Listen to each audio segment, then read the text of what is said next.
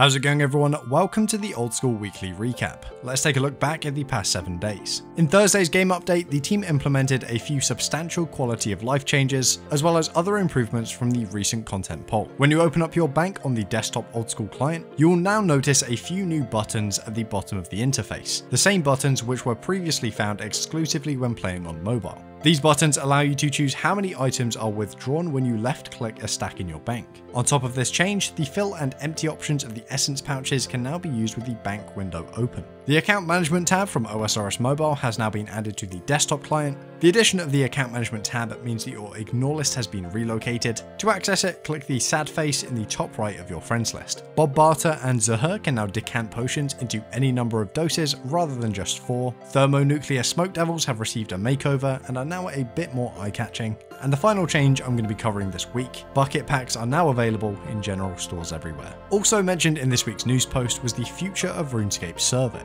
Jagex are running this survey to learn more about where you would like to see Old School moving in the future. And if improving the future of the game wasn't quite enough for you, completing the survey will also give you a shot at winning some prizes. The survey is now open to all, and you can find a link to it in the description. If you've been playing RuneScape for any period of time, there is no doubt that you've got a few favourite tracks from the game.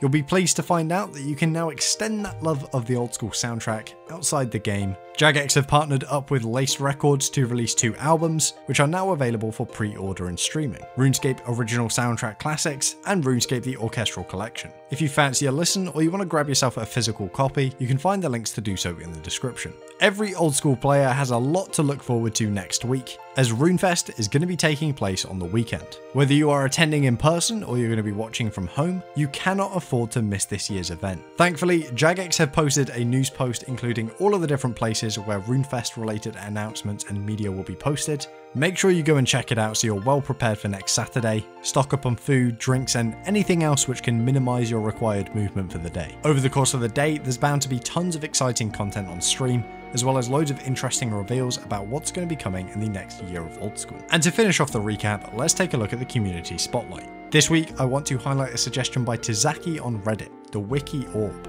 Anyone playing Old School in current year is likely making return visits to the OSRS wiki hourly. With such a huge log of information, it is very valuable for players of all levels. Tizaki suggests an orb in game which can be used on NPCs, objects, or other content, which looks up whatever has been selected on the wiki. So you're running through a quest area and you see a strange NPC which you've never heard about before, and hey, you just tap on the orb, tap on the NPC, and then bam, there's the wiki page. I'm curious what you guys think about this idea, so drop a comment below with your thoughts. Anyway, that is all for this recap. Thank you all for watching, have a great week, and I will see you next Friday.